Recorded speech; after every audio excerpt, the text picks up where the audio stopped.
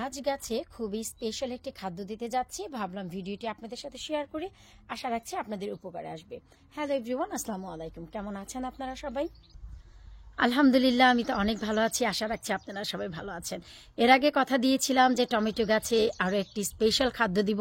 প্রথম খাদ্য milk shirt দিয়েছিলাম, তারপর গাছের কি অবস্থা চলেন একবার ঘুরে দেখে নেই, তারপর হচ্ছে আপনাদের সাথে শেয়ার করব আজকে গাছের খুবই ইম্পর্টেন্ট একটি খাদ্য, যার ফলে বান্ডেল বান্ডেল বান্ডেল বান্ডেল ফল আপনারা গাছে পাবেন।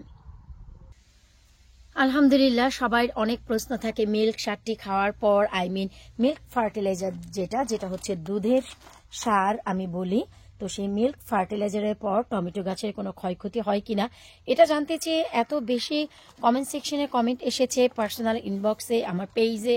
সো চিন্তা করে দেখলাম যে না, ভিডিওটি ইমিডিয়েটলি করা দরকার, কারণ যারা একদমই নতুন তারা একদম ঘাবড়ে যাবে যে দুধের সার দেওয়ার পর গাছ যদি আবার মরে যায়। আলহামদুলিল্লাহ, এই যে দেখতেই পাচ্ছেন এখন কিন্তু ফুল আসা শুরু হয়েছে। আর ফুল আসা যখনই শুরু হবে বা ফুল আসার আগ মুহূর্ত দিয়ে, এখন বলবেন যে আগ মুহূর্ত আমরা বুঝবো কিভাবে? ওই যে যখনই দেখবেন যে বান্ডেলে এই যে দেখেন যে খুবই সামান্য আকারে ফুলের ছোঁয়া দেখা যাবে, এই যে তখনই আপনাদের এই খাদ্যটি দিতে হবে। আমি আরো একটু ক্লিয়ার করে দেখিয়ে দিচ্ছি। এই যে দেখেন, যখনই ফুল আসা শুরু হবে বা আসার আগ মুহূর্ত দিয়ে আপনাদের এই স্পেশাল খাদ্যটি দিতে হবে। এতে করে প্রচুর পরিমাণে ফুল আসবে টমেটো গাছে। তো এই খাদ্যটি আপনাদের এভরি 7 ডেইজে দিতে হবে, প্রতি 7 দিনে একবার করে দিতে হবে। প্রচুর ফুল আসার পর তারপর যে স্প্রাউটিংটি করবেন সেটা গাছের জন্য তৃতীয় একটি ধাপ। সেই তৃতীয় ধাপের পর এই টমেটো গাছে ফুল সামারে আর কোনো খাদ্যের প্রয়োজন নেই। এই যে দেখতে পাচ্ছেন বিশাল আকারের একটি বোতল, স্প্রে বোতল। এটা আপনারা নর্মাল বোতলে নিয়েও আপনারা এই কাজটি করতে পারবেন, কোনো সমস্যা নেই। আমি শুধু এইটুকু মেজারমেন্ট বলে দিচ্ছি, এখানে আছে নর্মাল পানি। নর্মাল পানি আপনারা যে কাজটি করবেন, 30 ml রাইস ভিনেগার, আমি আবারও বলে দিচ্ছি 30 ml হোয়াইট অথবা রেড রাইস ভিনেগারই লাগবে আপনাদের, নর্মাল ভিনেগারে হবে না, রাইস ভিনেগারই লাগবে। 30 ml ভিনেগারের সাথে, নর্মাল না, রাইস, হোয়াইট রাইস ভিনেগারের সাথে অথবা রেড রাইস ভিনেগারের সাথে আপনাদেরকে মিক্স করতে হবে 15 লিটার পানি।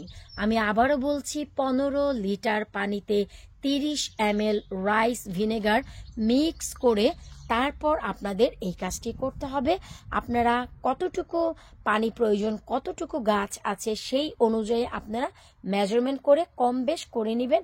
আমি আজকে 7.5 লিটার পানি নিয়েছি, এর ভিতর আপনারা নিজেরাই চিন্তা করেন আমি কতটুকু রাইস ভিনেগার দিয়েছি।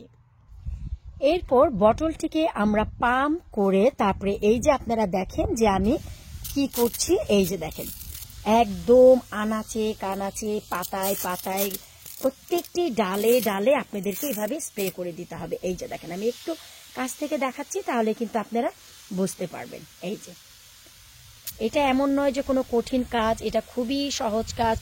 যে কোনো স্প্রে বোতলে নিয়েও কিন্তু আপনারা এই কাজটি করতে পারবেন। আপনাদের এইটুকু খেয়াল রাখতে হবে যেন আপনাদের প্রতিটি পাতায় পাতায় এবং এই যে দেখতে পাচ্ছেন, এই যে দেখেন গোড়ায় গোড়ায় সব জায়গায়। এখন বলবেন যে পানিটি যদি মেইন মাটিতে পড়ে কোনো ক্ষতি হবে কিনা? কোনো ক্ষতি হবে না। এটা হচ্ছে গাছের জন্য, এই যে দেখতে পাচ্ছেন এই গাছের জন্য মনে করেন একটি প্রাণ। এখন এই গাছে এত বেশি স্প্রাউটিং হবে আপনারা কল্পনাও করতে পারবেন না, এত স্প্রাউটিং হবে। অবশ্যই আমি আপনাদের কিন্তু সবকিছু স্টেপ বাই স্টেপ শেয়ার করতে থাকবো। শুধু তাই না, আমার গার্ডেনের ভিতরে যেখানে কচু গাছটি থাকে সেখানেও কিন্তু আমি এই যে দেখেন একটি গাছ লাগিয়েছিলাম, একটি পটে। বলেছিলাম যে এটা হলে হলো, না হলে নেই, কিন্তু আলহামদুলিল্লাহ এখানে একদম আর্লি মর্নিংয়ে এই যে পাতার উপরের অংশে রৌদ্র পায়, যে যেটা পটে কিন্তু কোনো রৌদ্র পায় না, কিন্তু পাতার উপরের অংশ ভাগে একদম হাফ থেকে নিয়ে উপর পর্যন্ত আলহামদুলিল্লাহ রৌদ্র পাওয়ার কারণে দেখলাম এই পাশেও খুব চমৎকার টমেটো গাছটি হয়েছে। ভাবলাম যেহেতু হয়েছে কেন নয় একটু যত্ন দেই, যত্ন দিলে যদি আমরা বান্ডেলে বান্ডেলে টমেটো পাই। এই টমেটো আমরা কেন করেছি গাছগুলো, আমাদের এত পরিশ্রম দিয়ে, পট দিয়ে, কম্পোস্ট দিয়ে, এত খাদ্য সেই খাদ্য, আমরা যেহেতু গাছটি করেছি এখন গাছটি থেকে ফল আশা করা তো অন্যায় কিছু না, তাই না?